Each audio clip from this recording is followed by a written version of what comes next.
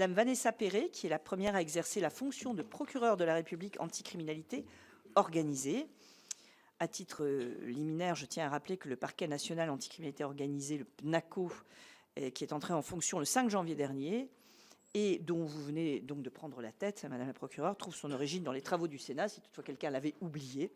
Je ne pense pas. La commission d'enquête narcotrafic avait en effet mis en évidence le contraste qui était devenu criant entre, d'une part, les organisations criminelles de mieux en mieux structurées et aguerries, et d'autre part, pour leur faire face, une réponse des pouvoirs publics qui était plutôt en ordre dispersé. C'est la raison pour laquelle la création d'un parquet national anti-stupéfiants était l'une des, si ce n'est la principale proposition d'Étienne Blanc et de Jérôme Durin, respectivement président et rapporteur de cette commission. Au cours de l'examen de la proposition de loi narcotrafic qui découlait de ces travaux, notre commission a souhaité étendre le champ d'action de ce parquet national anti-stupéfiants à l'aune des liens étroits qui se font jour entre le narcotrafic et les autres formes de criminalité organisée. C'est ainsi qu'est né le PNACO. Nous ne pourrons donc que nous réjouir qu'il soit désormais opérationnel. Cette entrée en fonction est le résultat d'importants travaux de préfiguration qui ont été menés par la chancellerie en parallèle et dans le prolongement du parcours législatif de la loi narcotrafic. Cette audition, Madame la procureure, est aussi en premier lieu l'occasion de rendre compte de ces travaux, des principales questions que la mise en œuvre effective du PNACO a pu soulever et des choix qui ont été faits. Nous souhaiterions également que vous puissiez faire le point sur les moyens humains et financiers dont vous disposez, par comparaison avec ceux dont disposait l'ancienne juridiction nationale de lutte contre la criminalité organisée, la JUNALCO, dont vous avez pris la place. Lors de nos travaux sur la loi narcotrafic, il avait en effet établi que la création du PNACO devait s'accompagner de moyens renforcés. En matière de lutte contre le narcotrafic, nous le savons trop bien, les lois seules ne suffisent évidemment pas. Nous souhaitons également connaître la manière dont vous souhaitez exercer vos nouvelles missions. Quelle est au fond la politique pénale que vous comptez conduire? Quelles seront vos priorités en matière d'enquête, de poursuite, de répression? Et en outre, 3 aspects de votre action nous intéressent en particulier. Premièrement, il s'agit de la manière dont vous comptez exercer vos missions de coordination des autres acteurs de l'autorité judiciaire. Je pense en particulier aux JIRS, les juridictions interrégionales spécialisées, mais bien sûr à l'ensemble des procureurs sur le territoire. Deuxièmement, il s'agit de la façon dont vous envisagez l'articulation de votre action avec celle des services répressifs, désormais structurés autour d'un état-major de lutte contre la criminalité organisée, l'EMCO, dont M. Nunez nous a parlé hier soir dans son audition, ainsi qu'avec l'administration pénitentiaire dans le cadre des nouveaux quartiers de lutte contre la criminalité organisée. Enfin, il s'agit de la façon dont vous entendez faire usage des nouveaux outils de procédure créés par la loi narcotrafic, ou du moins votre doctrine en la matière. Je pense notamment, pour citer les plus emblématiques, au procès-verbal distinct, aux collaborateurs de justice ou encore aux repentis, même si nous savons que toutes les mesures d'application et toutes les doctrines ne sont pas encore définies au niveau des ministères respectifs, car les décrets d'application nécessaires ne sont pas encore mis en œuvre. Nous l'avons aussi fait observer hier sur des points qui sont importants dans la lutte contre la criminalité organisée. Voilà les quelques éléments sur lesquels je souhaitais vous interroger, Madame la procureure. Je vais vous céder la parole et ensuite nos collègues, les commissaires de la commission des lois, auront sans doute quelques questions à vous poser. Je vous en prie.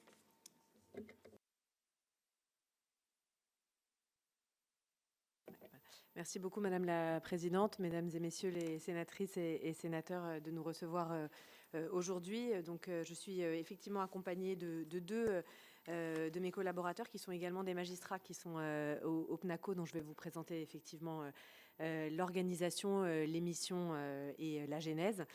Donc Jordan Abedi qui est le secrétaire général du PNACO et Caroline Godefroy qui est en charge avec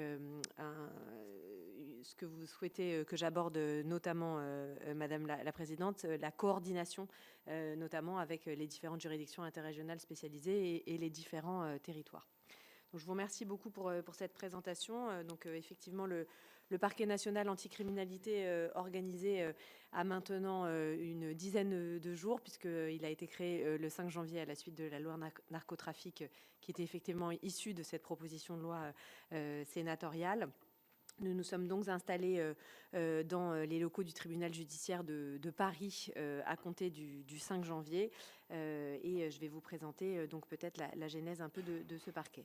Vous avez pu évoquer, Madame la Présidente, la mission d'abord de préfiguration qui a eu lieu après le vote de la loi, mission de préfiguration qui a été pilotée par la chancellerie avec différents magistrats, avec des services aussi d'enquête qui ont pu y participer, et ensuite une mission d'installation dont le garde des Sceaux a souhaité que je sois à la tête, qui a fait la suite de la mission de préfiguration, puisque la mission de préfiguration a eu lieu à partir du vote de la loi jusqu'au mois d'août, et ensuite à compter du mois de septembre jusqu'à la création du PNACO, j'ai eu en charge cette mission d'installation qui était beaucoup plus pragmatique, puisqu'elle portait non seulement sur les recommandations de la mission de préfiguration, mais également sur des aspects beaucoup plus logistiques, les locaux du PNACO, le nombre de magistrats, les recrutements, le nombre d'assistants spécialisés et les dossiers surtout que nous allions reprendre à la suite de la proposition de loi de la juridiction de lutte contre la criminalité organisée qui était précédemment donc à Paris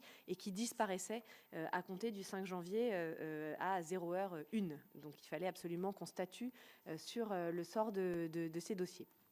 Donc la mission de préfiguration qui a rendu son rapport au mois d'août avait préconisé un certain nombre d'organisations et de missions dont devaient, à son sens, devoir être ceux du PNACO, qui ont globalement été quand même repris dans la mission d'installation et dans l'organisation qu'on a pu mettre en œuvre depuis le 5 janvier et que je vais vous décrire.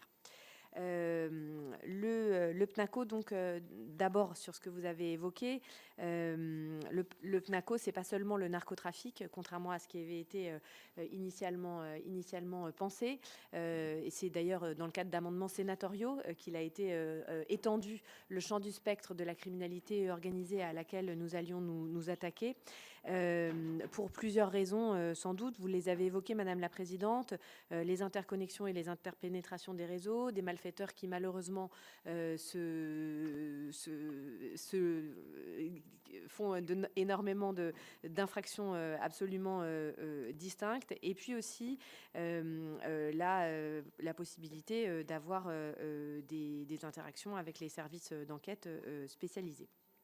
Sur le PNACO est en charge non seulement du trafic de stupéfiants, mais tout ce qui est la criminalité organisée de très grande complexité, c'est-à-dire aussi les filières d'immigration clandestine, c'est-à-dire le proxénétisme, c'est-à-dire la traite des êtres humains, et bien sûr tout le volet financier dont on reparlera parce que ça fait aussi l'objet de ma politique pénale.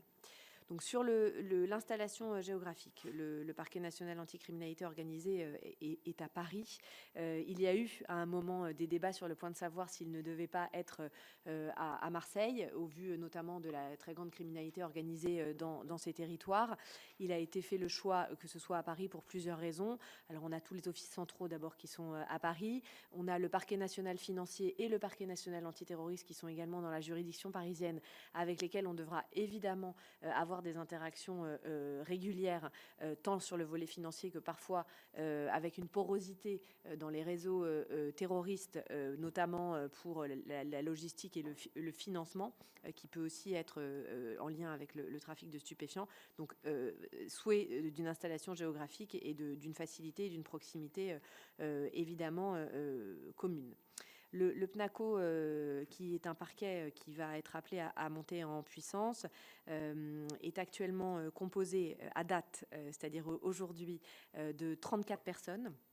34 personnes, c'est 16 magistrats, dont 8 d'entre eux sont issus de la Junalco, donc du parquet de Paris, qui ont donc l'antériorité des dossiers, ce qu'on trouvait tout à fait opportun avec la direction des services judiciaires au moment où on a réfléchi au recrutement afin qu'il n'y ait pas de discontinuité dans le suivi de l'action publique et dans la mesure où on devait récupérer des dossiers qu'ils étaient en charge. Et puis 8 qui sont des magistrats très spécialisés quand même, qui proviennent en majorité, qui ont déjà fait des juridictions interrégionales spécialisées, qui proviennent pour certains de parquets nationaux déjà spécialisés, notamment on a une personne qui vient du PNAT. Les autres ont globalement été dans des GIRS ou dans des services du ministère de l'économie et des finances, ou pour l'une d'entre elles à la mission interministérielle de lutte contre les addictions et la drogue, pour avoir aussi ce pendant. Donc 16 magistrats, spécialisés qui proviennent des GIRS ou qui proviennent donc de cette Junalco. 13 greffiers comme équipe du magistrat, greffiers, chefs de cabinet, personnel administratif. Et puis, spécificité du PNACO, une équipe pluridisciplinaire, notamment une équipe autour du magistrat, qui est évidemment essentielle pour faire la coordination et pour s'assurer d'une approche pluridisciplinaire dans un contentieux où évidemment énormément de pans de la société sont suivis, tant la santé publique que la sécurité, que la diplomatie, que la coopération nécessaire avec les acteurs privés aussi. On parle des ports, on parle des aéroports bien évidemment. Donc une équipe composée en l'état, alors de juristes qui nous aident, mais aussi de 2 inspecteurs des finances publiques qui vont nous permettre notamment de s'attaquer aux flux financiers, de nous aider pour les saisies et confiscations, d'un officier de liaison gendarme qui nous a rejoint dès le premier jour du PNACO et qui va être là donc bien évidemment pour faire le lien avec les services de gendarmerie. Nous attendons et nous sommes en train de recruter un douanier. Nous sommes en train de recruter un agent également de l'administration pénitentiaire, là encore pour permettre des interactions avec évidemment des partenaires essentiels et pour permettre qu'il n'y ait pas, si je puis m'exprimer ainsi, de trous dans la raquette et que la coordination soit vraiment tout à fait essentielle. Donc 34 à date. Nous allons attendre en mars et en février 2 personnels également du ministère de l'Intérieur qui vont pouvoir nous aider sur les données numériques et notamment sur la coordination. Alors le PNACO est appelé à monter en puissance en termes d'effectifs, puisque si nous sommes 34 aujourd'hui, la mission de préfiguration le préconisait et nous avons repris ces préconisations. À terme, il est question que le PNACO soit équivalent aux effectifs magistrats du parquet national antiterroriste, qui sont 30 actuellement. Et donc l'idée, c'est d'une montée en puissance progressive avec nos 16 magistrats donc à date, 10 magistrats supplémentaires en septembre 2026 et encore une montée en puissance en septembre 2027, ce qui nous permettra de compléter l'effectif et d'avoir bien évidemment après l'équipe autour du magistrat qui suit de ce côté-là.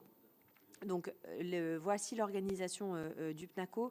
Peut-être pour vous préciser, et je pense que ça correspond aussi à vos attentes, un souhait de ma part d'organiser le PNACO en essayant de faire à chaque fois dans les dossiers une approche à la fois criminalité organisée, on va dire classique, et criminalité financière. L'idée, c'est de s'attaquer aussi aux flux financiers. C'était aussi des préconisations de votre commission d'enquête. Et donc, pour chaque dossier que nous allons récupérer, je vais vous indiquer ensuite quels sont-ils, il y aura un double regard d'un magistrat spécialisé en criminalité organisée et d'un magistrat spécialisé en criminalité organisée financière pour permettre à chaque fois de faire à la fois la saisie du produit, les interpellations, les démantèlements de réseaux, mais aussi de traquer les flux financiers pour permettre cette double approche et effectivement d'éviter de réinjecter dans l'économie française, mais pas seulement, de l'argent qui provient de ces différents trafics. Donc un binôme de magistrats. Sur le contenu des dossiers que le PNACO va suivre, nous avons à date 172 dossiers. On en a récupéré 170 de la Junalco.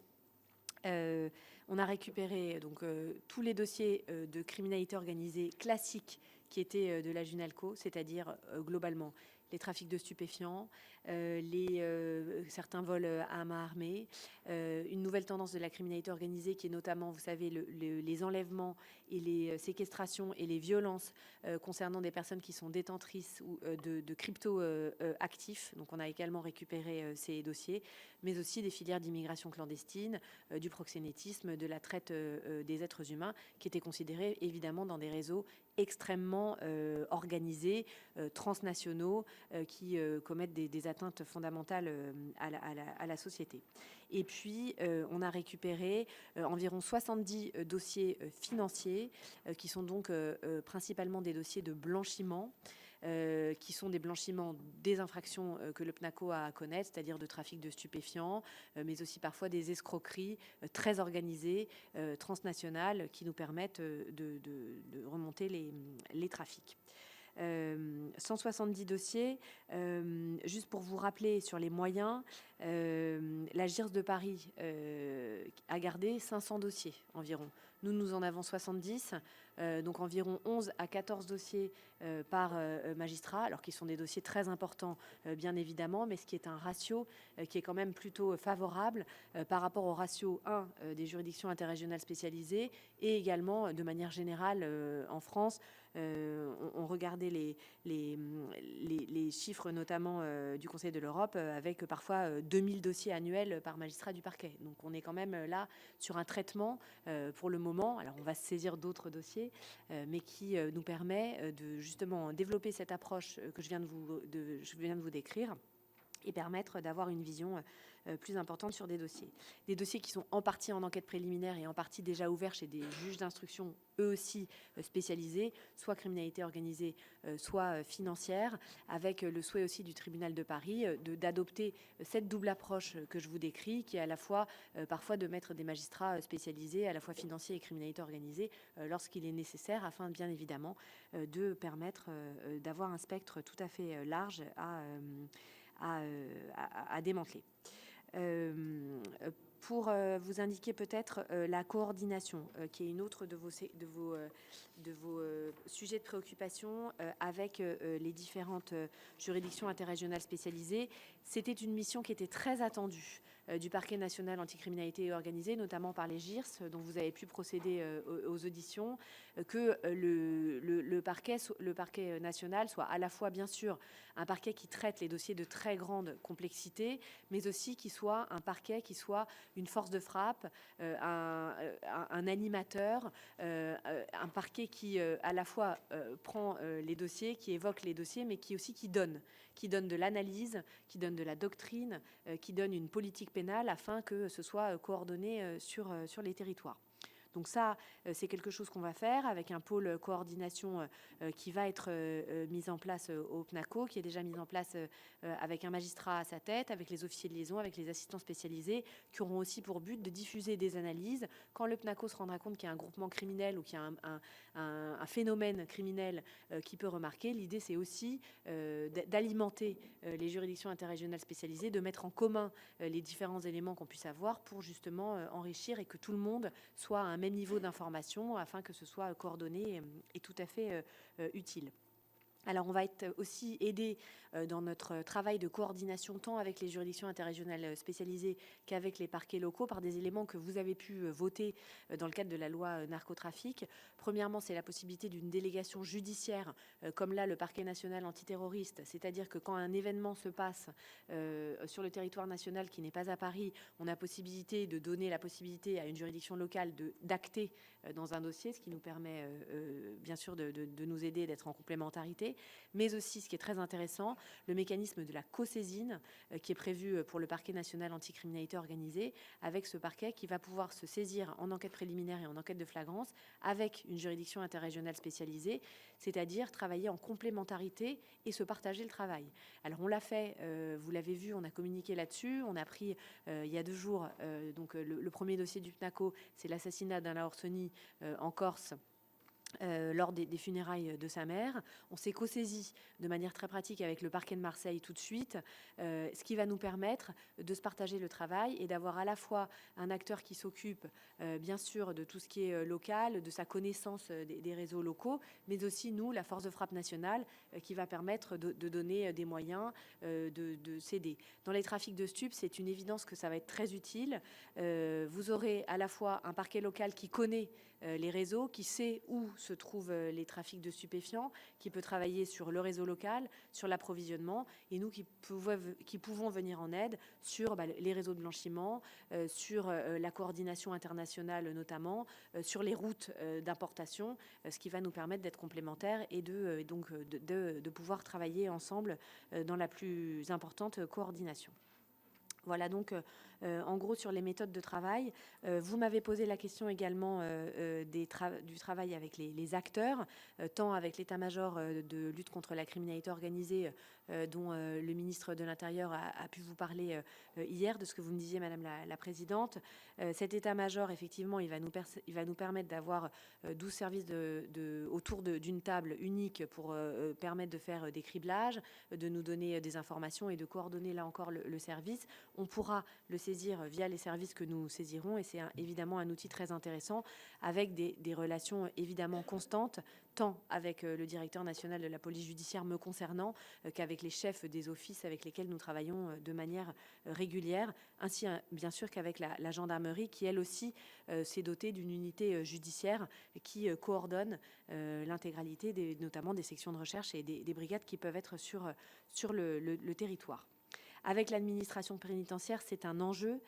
Bien sûr, vous savez que la loi narcotrafic a aussi été beaucoup accélérée par cet incident épouvantable du péage d'Incarville, avec Mohamed Amra et son évasion et les conséquences dramatiques que l'on connaît. L'administration pénitentiaire, donc, c'est évidemment un acteur avec lequel on aura des relations régulières. Un officier de liaison donc au PNACO, et puis ces nouveaux quartiers que vous avez permis dans le cadre de la loi narcotrafic à Vandal-le-Vieil et à Condé-sur-Sarthe, qui vont regrouper effectivement des personnes impliquées dans le cadre de la criminalité organisée, et avec pour nous tant le suivi des condamnés qui sont dans ces établissements et qui ont pu être condamnés dans le cadre de procédures anciennement Junalco, nouvellement PNACO, mais aussi des relations pour savoir quels sont les comportements en détention dont on a besoin, nous, PNACO, de savoir et de suivre sur des individus qui sont nos cibles et pour lesquels on aura aussi besoin de savoir quelle est leur activité justement en détention. Donc voilà quels sont les liens que l'on peut avoir.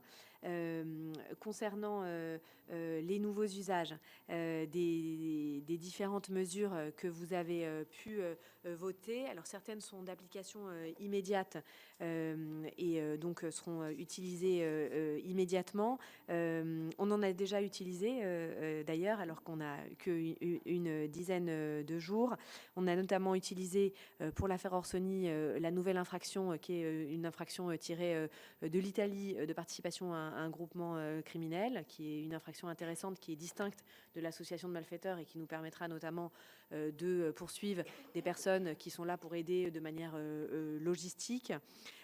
Utilisation bien évidemment qui sera faite du dossier coffre que vous avez pu voter, même si les restrictions qui ont été faites par le Conseil constitutionnel rendent un petit peu plus difficile d'application cette mesure, bien évidemment.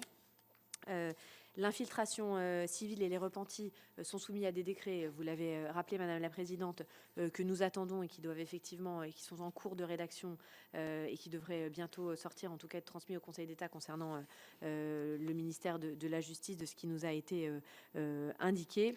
Et puis, très intéressant pour nous, bien évidemment, la renseignarisation qui était déjà possible pour la Junalco, qui va être étendue au GIRS avec un souhait, bien évidemment, d'avoir des relations régulières avec les services de renseignement. La captation de son et d'images par activation à distance, qui est une des mesures de la loi qui, effectivement, est intéressante pour nous et va être utilisée. L'extension de la présomption de blanchiment, notamment sur les cryptoactifs transitant par des mixeurs, qui bien sûr est intéressante. Et puis, dans la loi narcotrafic, il y a des mesures sur lesquelles moi je souhaite insister, parce que je crois que ça correspond aussi à une évolution de la criminalité organisée, c'est la problématique des mineurs. Les mineurs qui sont de plus en plus jeunes, recrutés par les réseaux sociaux pour des sommes dérisoires, pour commettre des actes extrêmement graves. Donc je crois qu'il y a des mesures très intéressantes dans la loi qui permettent notamment de plus incriminer ceux qui recrutent les mineurs et ceux qui utilisent les mineurs dans leur raison. Je pense que cette mesure de votre loi va nous permettre d'essayer d'inverser la tendance, c'est-à-dire de considérer que l'utilisation de mineurs ne peut plus être un avantage pour les raisons de trafic de stupéfiants, mais justement être pour eux un inconvénient en poursuivant aussi des chefs d'infraction, les personnes qui utilisent les mineurs, les recrutent et les utilisent dans leur réseau. Et ça, effectivement, l'aggravation des peines et la possibilité de nouvelles infractions dans la loi va beaucoup nous aider, et c'est quelque chose que je souhaite vraiment utiliser. Peut-être un dernier mot sur deux mesures très importantes à mon sens de la loi. C'est d'abord la fermeture administrative des commerces pour éviter le blanchiment, notamment les épiceries de nuit, qui va être utile. Je pense que ce qui sera aussi intéressant de notre part, c'est de voir quelles sont les fermetures de ces établissements pour ensuite voir comment on peut diligenter des enquêtes à partir de ça et à partir de ces établissements aussi qui auront été ciblés par les services enquêteurs, par les préfectures pour être utiles pour le trafic de stupéfiants.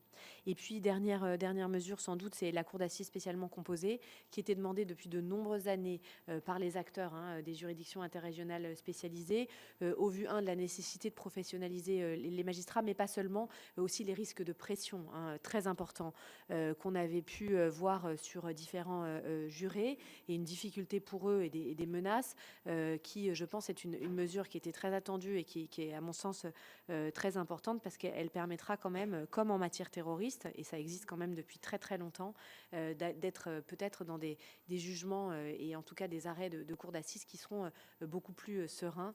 Et je pense que ça, c'est une mesure également qui est évidemment très importante et qui est rentrée en vigueur en même temps que le parquet national anticriminalité organisée. Voilà, en quelques mots, mais j'ai déjà sans doute été trop longue, la présentation peut-être de l'organisation, l'émission et puis de notre souhait. Peu de temps pour le moment pour vous faire un bilan, mais en tout cas, je suis prête à répondre à votre question sur cette mise en place et cette installation du PNACO. Merci, Madame la procureure. J'aurais deux questions. Alors, vous avez parlé tout à l'heure d'un ratio de dossiers par magistrat qui est évidemment important pour un traitement qui soit effectif des dossiers. Vous estimez donc le bon ratio est lequel ? Alors, le bon ratio est celui où on a le moins de dossiers possible. Ce que je vous dis juste, c'est que là, pour le moment, on a 172 dossiers au PNACO, on est 16 magistrats, donc ce qui fait en gros un suivi de dossiers entre 11 et 14 dossiers par magistrat. Alors, on les a mis en binôme, donc en fait, ça fait toujours un peu plus. Mais je pense qu'on va monter en puissance, mais on va aussi prendre des dossiers. Je pense que ça, c'est le ratio qui est un dossier, qui est un ratio intéressant, qui n'est pas celui des GIRS. Je vous prenais l'exemple de la GIRS de Paris, qui a 500 dossiers, ils sont 17. On n'est pas sur le même ratio. Ouais, bien sûr, tout à fait. Et une deuxième question qui est peut-être un peu prématurée, mais vous connaissez fort bien le texte et vous connaissez fort bien le contentieux aussi. Y a-t-il des choses sur lesquelles le Parlement n'aurait pas pu statuer ou n'aurait pas pensé à statuer qui vous seraient vraiment utiles ? Dans l'immédiat, ce n'est pas votre expérience du PNACO en soi, mais c'est votre connaissance du texte et votre expérience par ailleurs de la fonction qui vous permettrait peut-être d'y répondre. Alors là, il y a plusieurs... déjà, vous avez une proposition de loi sénatoriale qui est en ce moment sur les mesures pour permettre que les saisies et les confiscations aillent beaucoup mieux. Alors là, je vous parle à la fois de mon ancienne casquette et de la nouvelle, mais les deux sont utiles pour moi. Cet après-midi, je crois qu'elle passe devant votre commission. Donc, les saisies et les confiscations, c'est clé.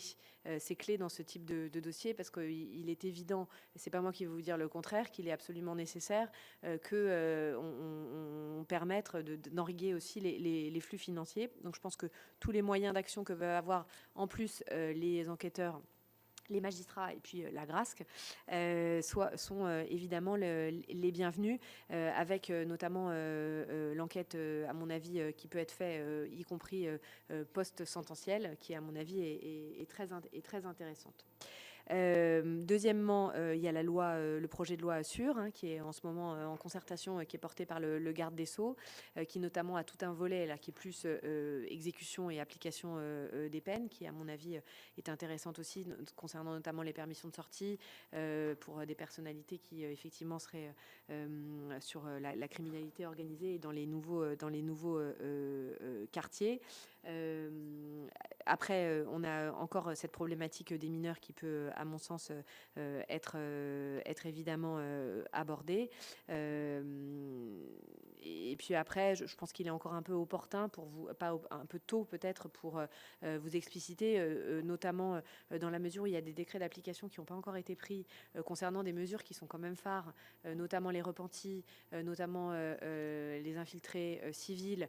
Et donc, je pense qu'il faudra aussi voir à l'usage comment on peut vous proposer, mais en tout cas, on ne manquera pas de revenir vers vous, c'est assuré.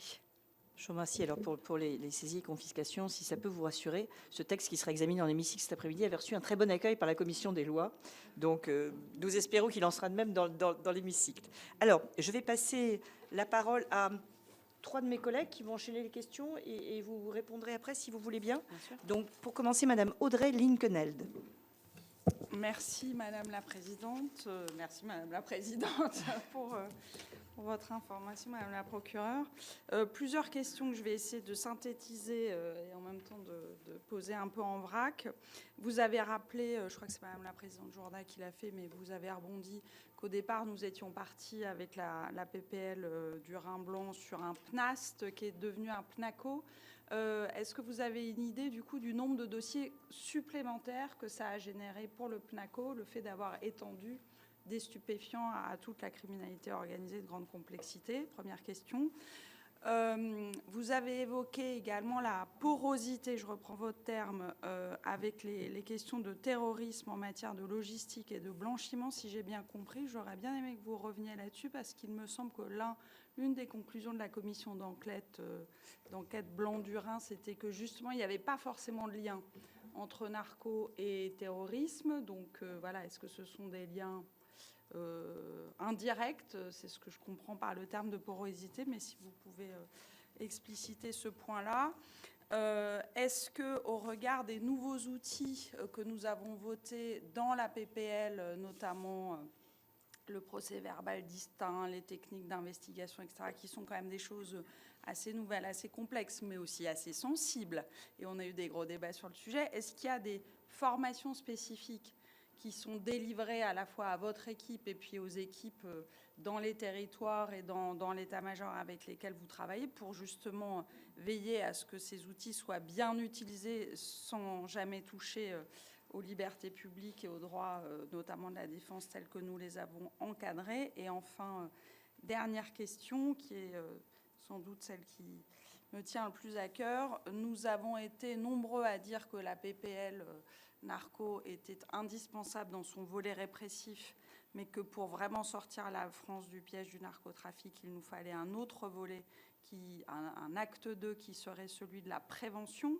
qui concerne évidemment les consommateurs et en particulier les plus jeunes d'entre eux, alors qu'ils soient consommateurs ou qu'ils soient les petites mains du trafic. Vous avez beaucoup parlé des mineurs. Je crois que vous avez dans vos dossiers un gros dossier sur un mineur tueur à 14 ans, me semble-t-il. Donc ma question est la suivante. Dans votre travail, que je trouve très intéressant, en tout cas dans la manière dont vous l'avez formulé, d'élaboration, d'analyse et de doctrine, est-ce que vous pensez, avec le soutien notamment de l'équipe pluridisciplinaire que vous avez mentionné, notamment venant de la Mildeka ou de la santé, est-ce que vous pensez pouvoir contribuer à une doctrine, peut-être pas de prévention, mais de contribution en tout cas, à de la prévention en la matière? Parce qu'il me semble que s'agissant des mineurs, il faut évidemment les sanctionner pour ce qu'ils ont fait dans le cadre des textes en vigueur, mais il faut aussi en tirer des leçons, des analyses pour éviter que d'autres mineurs tombent là-dedans. Comment fait-on? Et je pense que pour le coup, ça n'est pas que par le volet répressif, mais aussi par le volet préventif. Donc comment vous voyez votre contribution sur ce sujet? Merci. Merci. Alors, Monsieur Thani Mohamed Soili. Merci Madame la Présidente. Madame la procureure, je ne sais pas s'il faut vous féliciter, tellement la tâche est immense, je le fais en tout cas, et merci de vos éclairages, puisqu'on est dans la période des vœux. Je pense que tout le mal qu'on puisse vous souhaiter, c'est que vous réussissiez dans cette entreprise. L'un des objectifs du PNACO est de coordonner la lutte contre la criminalité organisée, notamment au niveau international. De quelle façon le parquet national entend coordonner les enquêtes transfrontalières et quelles relations sont prévues avec Europol ou d'autres autorités étrangères. Et en particulier, je pense à nos Outre-mer, parce que grâce à eux, nous avons le pays qui partage le plus de frontières avec les autres pays, 35 de mémoire.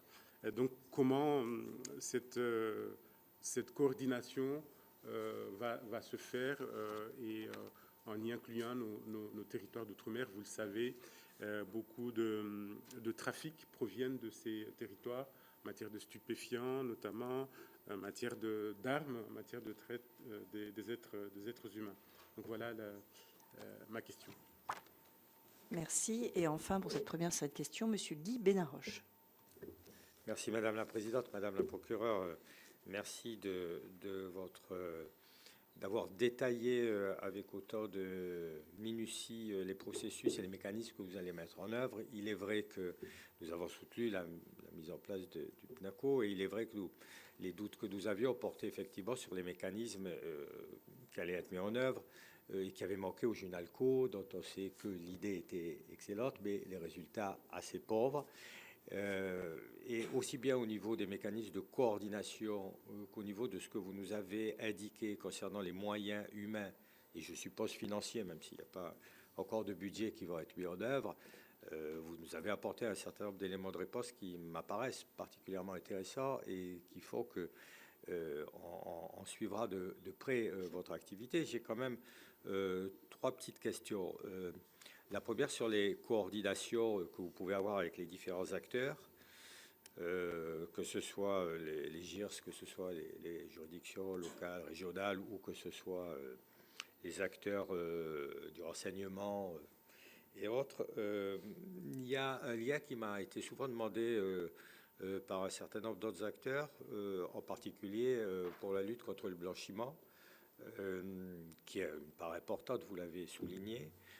Ces acteurs sont les tribunaux de commerce. Alors je sais bien que c'est pas un acteur traditionnel dans ce cadre-là, mais pour en avoir rencontré plusieurs présidents de tribunaux de commerce ou d'affaires économiques, puisqu'ils s'appellent comme ça maintenant, par exemple à Marseille, ils regrettaient à ce moment-là de ne pas être associés un peu plus parce qu'ils ont un certain nombre d'informations qui peuvent vous intéresser, en particulier quand on parlait de fermeture administrative ou de bilan de société. Bon, voilà, donc c'est la première chose, c'est cette articulation-là sur laquelle, puisque les autres vous en avez parlé, donc je ne vais pas vous réinterroger, les questions de la présidente étaient particulièrement pertinentes. Et par rapport à ce que vous avez dit, 3 petites choses encore. Sur la pénitentiaire, vous avez parlé effectivement de ces prisons spéciales, des 2 qui ont été ouvertes et que j'ai visitées. Voulez-vous dire par là qu'à partir du moment où les acteurs vont être du trafic vont passer devant le PNACO, vont être jugés par vous et vont être condamnés, est-ce que cela veut dire que systématiquement vous demanderez, parce que je pense que c'est vous qui le demandez en fait, leur placement dans un de ces 2 établissements? Parce qu'en fait, la question qui s'est posée lorsque je les ai visités, qui m'a été posée par certains, mais c'est pourquoi nous sommes là, nous, et pas... Voilà. Donc, est-ce que c'est une sorte de systématique, même si elle n'est pas automatique, ou pas? Voilà. C'est la première question. La deuxième, sur le statut des repentis. Vous y avez assisté. Ça me paraît particulièrement important dans le cadre de ce qui est mis en place pour lutter contre la criminalité organisée. Vous l'avez rappelé, aujourd'hui, vous n'avez pas les moyens juridiques puisqu'il n'y a aucun décret qui a été pris. Est-ce que vous savez où on en est? Est-ce que vous êtes en lien avec le ministère de la Justice et celui de l'Intérieur pour savoir quand est-ce que vous disposerez des outils dont vous avez besoin concernant, vous avez parlé de la filtration civile, mais des repentis aussi. Dernière chose pour revenir sur ce qu'a dit ma collègue Lincoln, on n'a traité qu'un volet, on l'a dit, qui est celui sur lequel nous l'avons soutenu et qui a été unanimement soutenu ici au Sénat.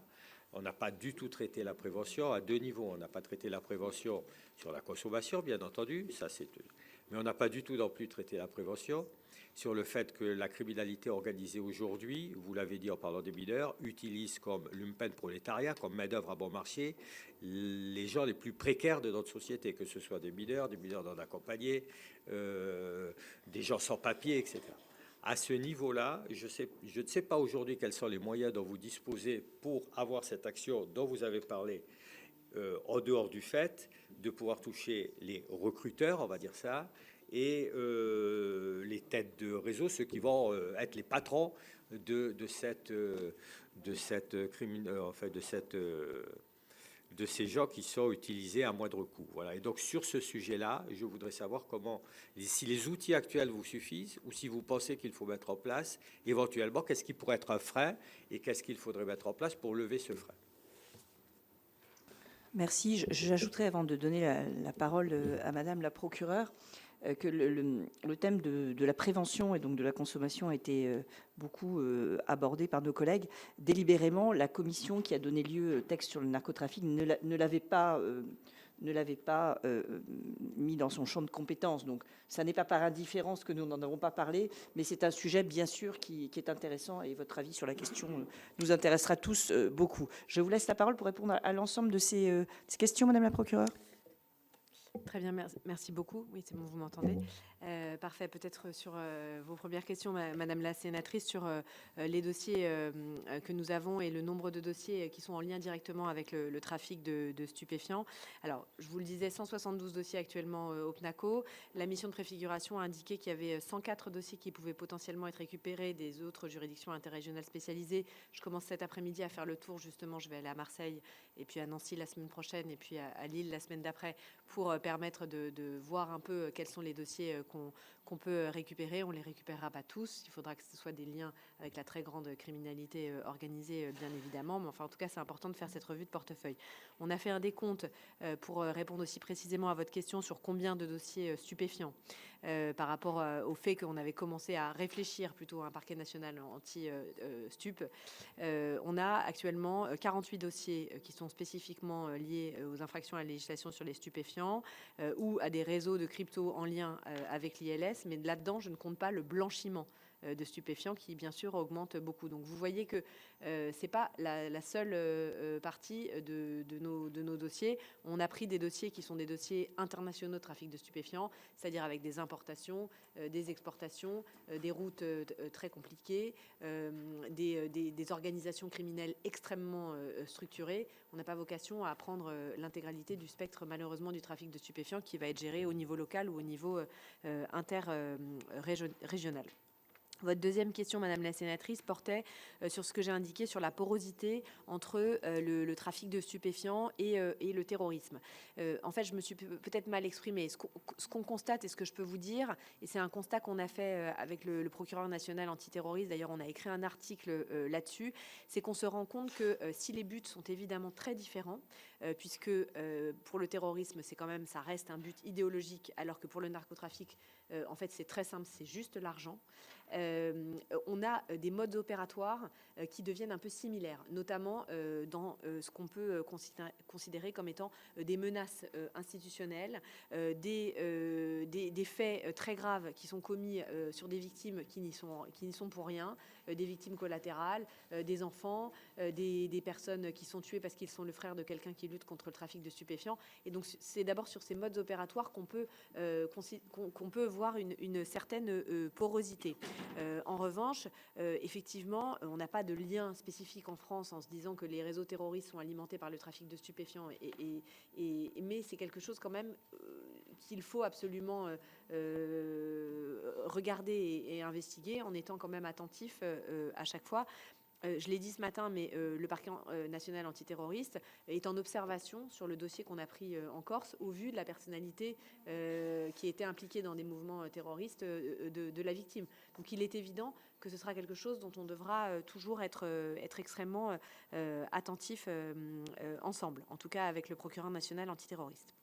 Concernant les nouveaux outils que vous avez votés et votre souhait, et vous avez bien raison, de toujours avoir cette balance entre l'utilisation évidente de techniques spéciales d'enquête qui sont dérogatoires et la protection des libertés individuelles. Ce que j'ai d'abord envie de vous dire, c'est que ce texte, je crois, a été voté à l'unanimité dans votre chambre. Et vous qui êtes tout de même garant, me semble-t-il, des libertés individuelles autant que nous qui sommes magistrats, effectivement, il faut faire attention à cette balance qui est évidemment nécessaire.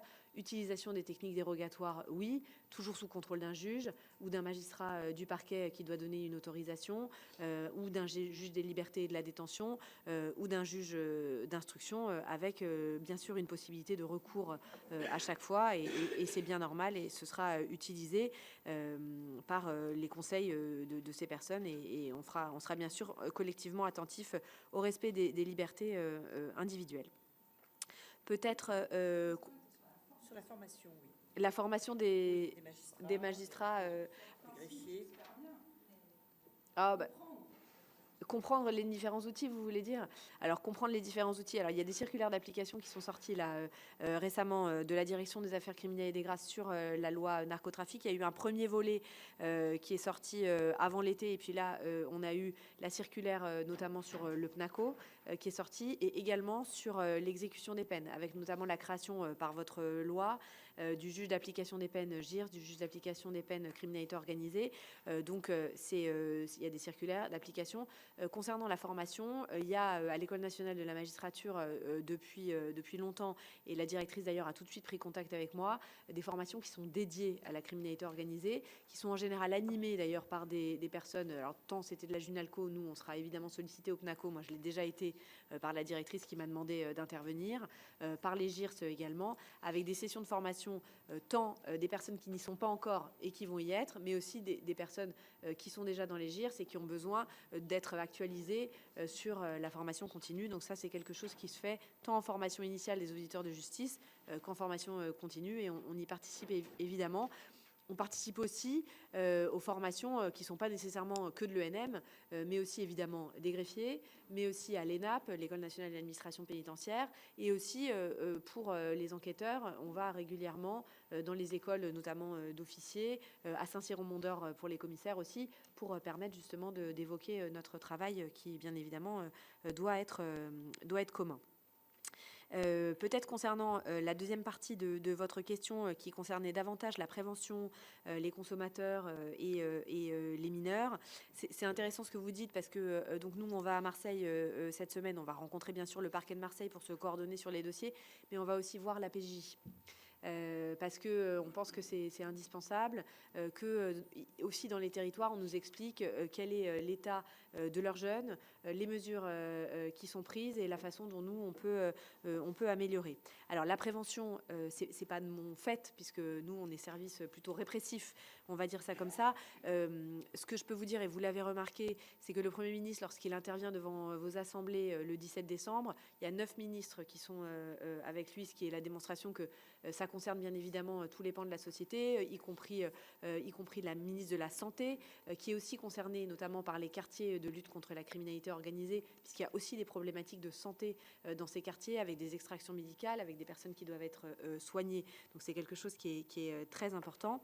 Donc cette doctrine de prévention, elle est davantage tout de même de relevant, peut-être pas tout à fait de mon office. En tout cas, moi je crois que dans les actions répressives qu'on peut mener, il y a des actions répressives qui peuvent devenir des actions préventives. Moi, je pense que, notamment, ce que je disais tout à l'heure sur le recrutement des mineurs, et ça reprend ce que vous disiez, monsieur le sénateur Benaroche, sur vos questions, sur le fait de taper ceux qui recrutent des mineurs, sur ceux qui les emploient, ça participe aussi à la politique de prévention. Dans votre loi aussi, il y a notamment des mesures d'interdiction de point de deal, qui est, à mon avis, très intéressante et qui participe aussi de la prévention. Et puis sur le volet consommation, moi je suis comme vous, s'il n'y a pas de consommateurs, il n'y a pas de trafic. Donc les consommateurs, évidemment qu'il faut en tenir compte également. Le président de la République avait annoncé quand il était allé à Marseille une augmentation des amendes forfaitaires, notamment pour les consommateurs. Les consommateurs, ils font bien évidemment le trafic, notamment les mineurs. Donc il y a des campagnes de prévention qui sont bien évidemment nécessaires. Et moi, je m'y emploierai en rencontrant notamment en local la PJJ, le directeur national de la protection judiciaire de la jeunesse, pour permettre qu'on y participe également. Peut-être, monsieur le sénateur, concernant vos questions sur la coopération avec les autorités étrangères, mais aussi, bien sûr, les liens avec les Outre-mer.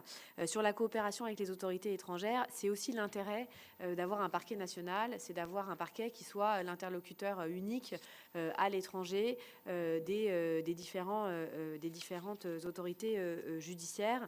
C'est vrai que moi, j'ai été procureur adjoint à la Junalco, donc je sais très bien comment ça fonctionne. Et c'est vrai que je me souviens avoir parfois du mal à expliquer qu'en fait, j'étais parisienne, mais que je représentais le national et que du coup, c'était nous qui devons, alors qu'il y avait des demandes d'entraide qui provenaient de Marseille, de Rennes, de Lille. Donc là, l'intérêt, c'est d'avoir un interlocuteur unique. Et moi, je m'attacherai vraiment à développer cette coopération internationale. On l'a déjà commencé quand j'étais directrice de l'Agrasc, que je suis beaucoup allée aux Émirats arabes unis. Pourquoi ? Parce qu'il est évident qu'on a non seulement des narcotrafiquants qui sont là-bas, mais aussi on a beaucoup d'investissements qui sont là-bas. Donc la coopération avec ces pays, elle est évidemment essentielle. Elle s'améliore beaucoup puisqu'on a eu des extraditions, puisqu'on a eu des saisies d'appartements, notamment récemment, depuis que le garde des Sceaux y est allé aussi beaucoup. Ça, c'est une bonne chose et c'est quelque chose qu'on doit évidemment continuer. En Europe, on a des outils qui sont plus facilités. On a Eurojust, vous citiez Europol, mais on a Eurojust aussi, qui est quand même une agence indispensable, où chaque pays a un membre, où on fait des réunions d'enquête, où on peut faire des équipes communes, où on peut mettre en lien des magistrats qui sont saisis des dossiers qui ont des liens et qui sont similaires. C'est un outil très important. Cette semaine, on a déjà un magistrat du parquet national anticriminalité organisée qui est à une réunion Eurojust pour permettre justement de faire des liens avec des dossiers qui ont des implications internationales. Donc ça, c'est évidemment indispensable et on utilisera tous les outils à notre disposition. Et puis les liens avec les Outre-mer, ils sont évidemment indispensables. Ils sont évidemment indispensables parce qu'on voit que les routes de la cocaïne sont quand même beaucoup par les Antilles, par la Guyane. J'irai à la JIRS de Fort-de-France au mois de mars. J'ai déjà évoqué avec le procureur général de la JIRS de Fort-de-France. On a mis les moyens aussi, le garde des Sceaux a nommé un magistrat en Colombie qui permettra aussi d'actionner les routes. On a un magistrat de liaison qui est à Sainte-Lucie, ce qui nous permettra aussi d'avoir dans la zone quelqu'un qui va pouvoir nous aider à lutter contre ces trafics, qui est évidemment indispensable, tant en Martinique qu'en Guadeloupe, qu'en Guyane, avec notamment en Guyane maintenant des contrôles très importants concernant notamment ceux qui passent avec de la drogue incorporée, mais avec du coup un déport dans les Antilles, ce qui est problématique et qu'on doit bien évidemment traiter. Concernant peut-être la troisième série de questions donc, de monsieur le sénateur Benaroche, je vous ai entendu dire que la Junalco avait eu des résultats pauvres. Moi, je salue quand même le travail qui a été fait par la juridiction parisienne depuis 2019, qui a quand même eu cette lourde tâche alors qu'elle était intégrée dans le parquet de Paris, donc avec aussi un contentieux du parquet de Paris qui est protéiforme et qui concerne beaucoup de pans de la criminalité organisée, qui a quand même réussi à obtenir des résultats, à se saisir de 170 dossiers, à les traiter, avec ce souhait de coordonner, qui sans doute, avec les moyens qu'on nous donne, sera une possibilité supplémentaire à ce qu'elle a pu faire. Mais je pense quand même qu'il y a eu un travail. Depuis 2004, le législateur et l'autorité judiciaire se sont mis en ordre de marche. En 2004, on a eu les JIRS. En 2019, on a eu la Junalco. En 2025, on a eu le PNACO. On est tous collectivement conscients de la nécessité de se coordonner et d'avoir des moyens supplémentaires. Je pense qu'on va dans le bon sens et que ça monte en puissance. Sur les tribunaux de commerce, c'est une question très intéressante que vous posez. J'en discutais d'ailleurs avec le président du tribunal de commerce de Paris. Évidemment, il y a des renseignements, notamment sur les sociétés, qui peuvent être des coquilles vides, qui peuvent être des sociétés éphémères, qui peuvent être des sociétés qui sont utilisées par les trafiquants de stupéfiants, et on a tout à gagner à avoir des échanges avec eux et des renseignements qui parfois effectivement ressortent de leur procédure, et c'est quelque chose effectivement auquel on s'attachera parce que c'est quelque chose effectivement de très intéressant et que je ne méconnais absolument pas du tout. Peut-être sur votre question sur les QLCO, c'est pas nous, hein, c'est pas le PNACO qui va décider de l'affectation dans les QLCO, c'est le garde des Sceaux avec les magistrats en charge. La procédure est prévue par votre loi de manière contradictoire. Le juge d'instruction donne son avis. Il y a un débat qui est organisé. On essaye les personnes qui sont dans ces QLCO, alors vous le savez, sont principalement des personnes qui sont pas encore condamnées, mais il y a des détenus aussi. C'est une mesure une affectation qui est renouvelable et qui devra donc être à chaque fois réexaminée. Donc c'est pas nous le PNACO, c'est à chaque fois les magistrats saisis des procédures en lien bien évidemment avec l'administration pénitentiaire. Nous, on aura évidemment, c'est ce que je vous disais dans mes propos introductifs, une attention particulière sur les détenus qui sont en prévention, en détention provisoire, qui sont nos objectifs dans nos dossiers, et on suivra bien sûr les condamnés qui sont dans ces établissements au titre de notre compétence exclusive. Concernant les repentis, effectivement, on attend les décrets. Le ministère de la Justice nous a indiqué qu'ils étaient en passe d'être passés au Conseil d'État. C'est un décret en Conseil d'État qui est nécessaire, donc on l'espère l'avoir quand même prochainement, notamment sur les repentis. Et puis sur la prévention de la consommation, je pense que votre question rejoignait celle de Madame la sénatrice, et je pense y avoir à peu près répondu. Très bien, merci Madame la procureure. Madame Linkenheld, vous avez souhaité faire quelques précisions? Oui, si c'est possible. Merci Madame la Présidente et merci Madame la procureure pour ces réponses extrêmement précises qui m'amènent à vous poser une dernière question en ce qui me concerne.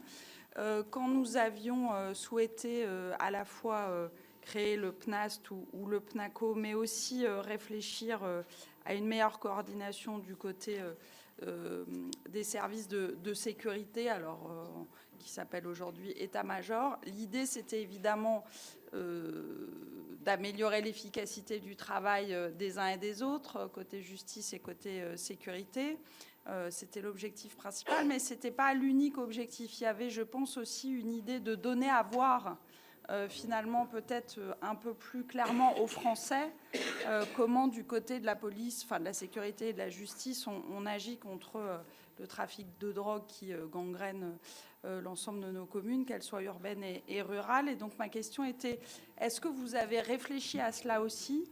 On a parlé commerce, par exemple, on a parlé mineurs, tout ça, c'est des choses qui se voient fort sur le terrain.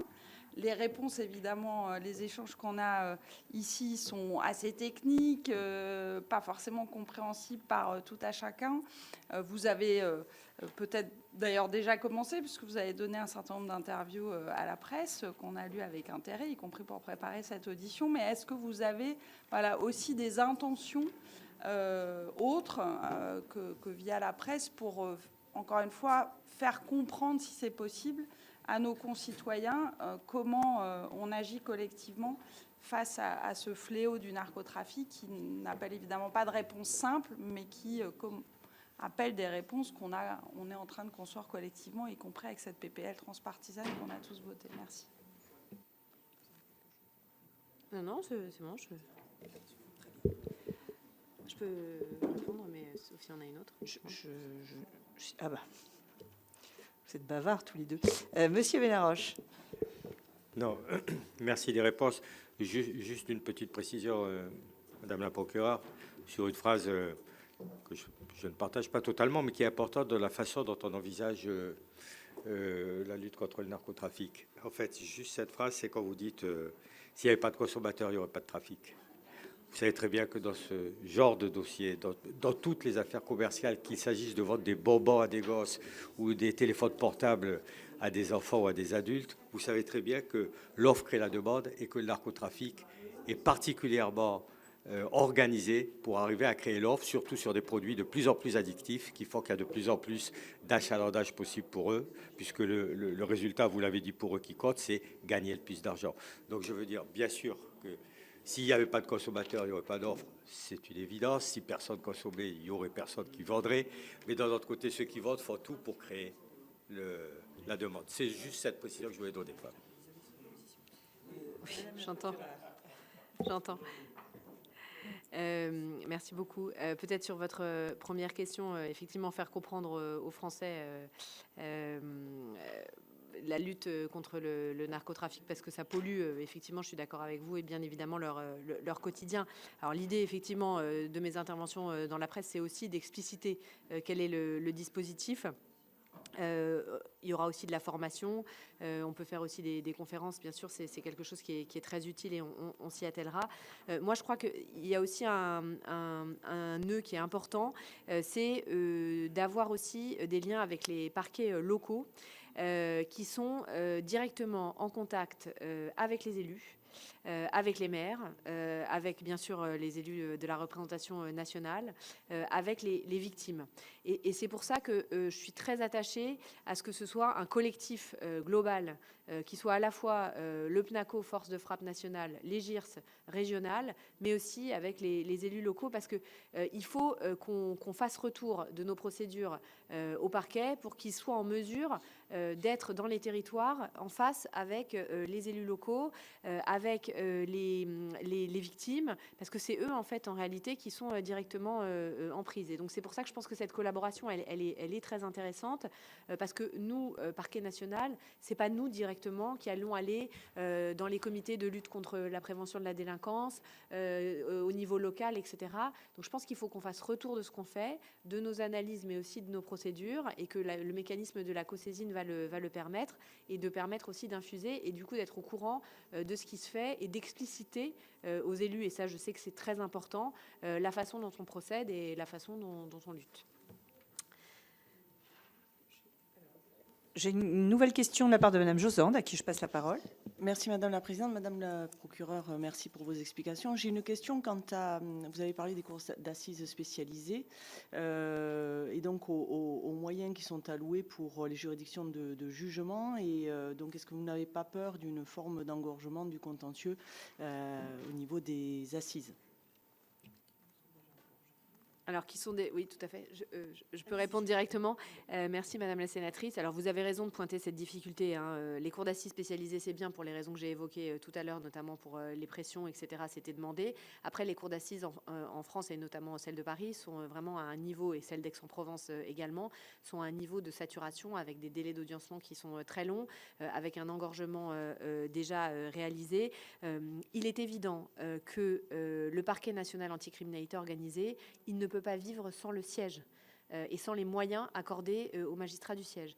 On ne peut pas poursuivre, ouvrir des enquêtes, mettre en détention des personnes au niveau de l'instruction si derrière on n'a pas des juges qui sont là pour juger les faits. Donc il est évident que cette montée en puissance du parquet national anticriminalité organisée à Paris, elle devra s'accompagner, c'est le but, c'est l'idée de la chancellerie, de moyens pour les magistrats du siège pour pouvoir effectivement éviter cet engorgement.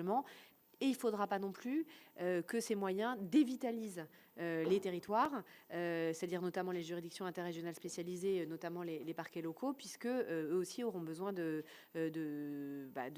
moments pour audiencer ces dossiers. La Cour d'assises de Paris est dans une situation, c'est dit très régulièrement, on est allé à l'audience solennelle de la Cour d'appel cette semaine, est embolisée par des dossiers très nombreux, avec des attentes d'audiencement, avec des personnes qui ne peuvent plus être détenues du coup quand ils sont jugés, parce que on a des délais qui sont très importants, faute de juge.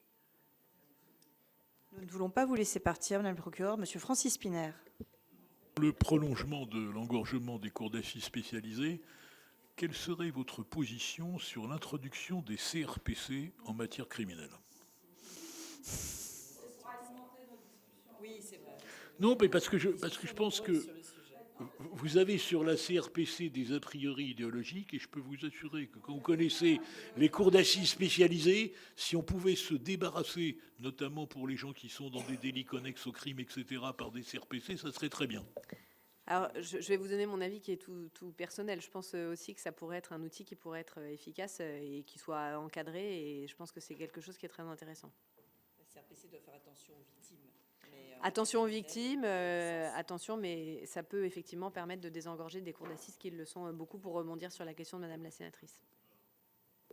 Merci. Mes chers collègues, si plus personne ne se sent inspiré après ce long échange, il nous reste à vous remercier, Madame la procureure, Merci de ces ainsi que échanges. vos collègues, et à espérer vous revoir bientôt.